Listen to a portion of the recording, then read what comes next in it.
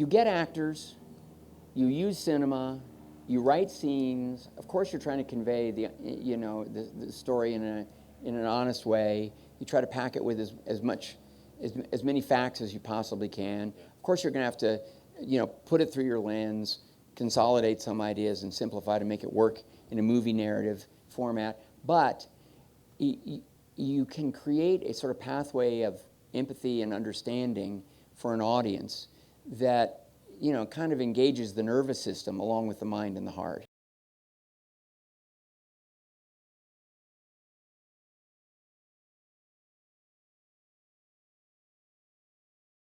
A big important thing to me was this authenticity in the language and culture.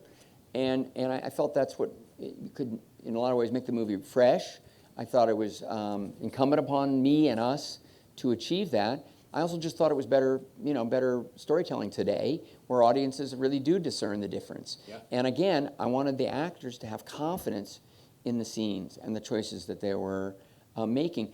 Thai people are very, very dutiful, polite, hierarchical, and it took a while for me to convince them that they weren't insulting me by making a suggestion or criticizing the script.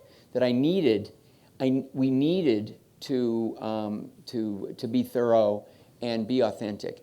We're shooting this in a sort of a naturalistic documentary style. There's not going to be a lot of rehearsal.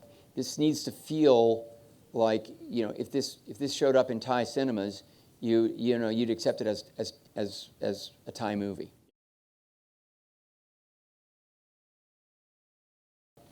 We built, I think, 5 tanks. Molly Hughes, who's fairly new as a production designer, but trained under Stuart Craig. She's American, but he actually believed in her so much that he asked her to come to England, and she lived there and worked on all the Harry Potter movies with growing autonomy and authority.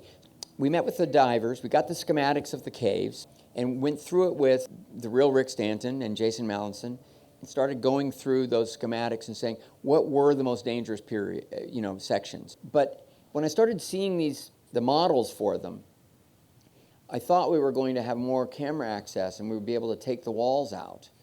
And she said, well, we could do that, but you'd almost, the water pressure made that very difficult underwater, and difficult to build.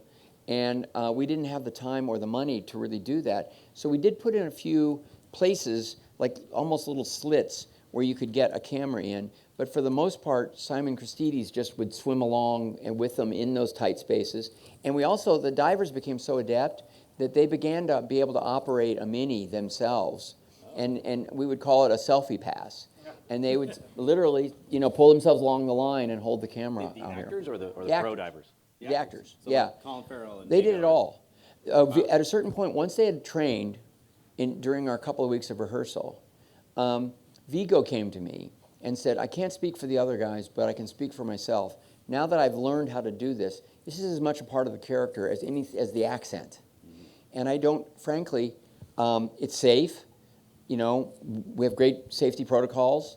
I don't want a stunt double for this. I want to do it. It's part of the character. I've learned how to do it. Well, all the other actors felt the same way. Or else he intimidated them. Yeah.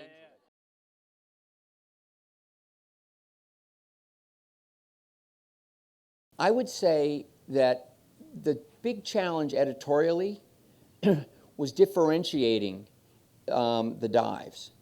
And, this is something that I sort of began in practice with the fires in Backdraft and the races in Rush. These are really specific examples where I had to kind of give each one a personality. This one was tougher to define in that way. So it became a little bit more the sort of whose head were we in? Whose point of view were we following? And what was the most vital aspect of a particular dive to understand? And so that really defined the editorial choices that James was making.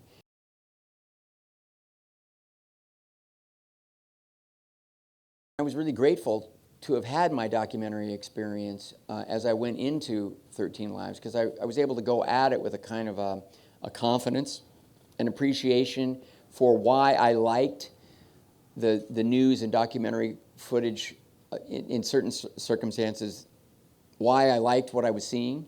I need to believe that that I'm going to have something to offer, and maybe I do, maybe I don't, but I have to believe it in order to really commit. Otherwise, I feel like somebody else, who has a real passion for it should do it. I almost feel like a story can't be entertaining if it isn't in some way enlightening.